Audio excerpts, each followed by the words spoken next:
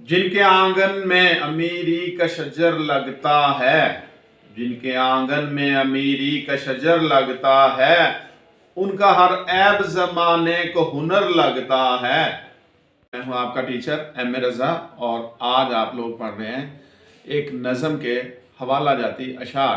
देखिए बेटा, नज़म का उन्वान है इस्लामी मुसावात।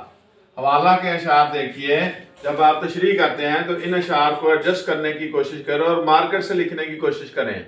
नंबर 1 है वाए नाकामी, मताए कारवां जाता रहा, कारवां के दिल से एहसास से जिया जाता रहा। नंबर 2, जिनके आंगन में अमीरी का शजर लगता है, उनका हर ऐब जमाने को हुनर लगता है।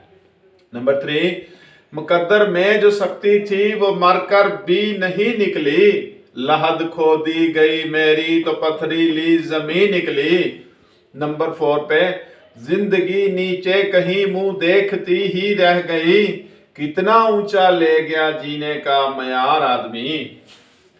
बेटा 5 नंबर पे, करो मेहरबानी तुम अहले जमी पर, खुदा मेहरबान होगा अर्शे बरी पर। 6 नंबर पे, दर्द दिल के वास्ते पैदा किया इंसान को, वरना तात के वास्ते कुछ कम न थे कर्रो बयां। इसके साथ ही अपने टीचर एम ए रजा को इजाजत दीजिए। अल्लाह हाफिज।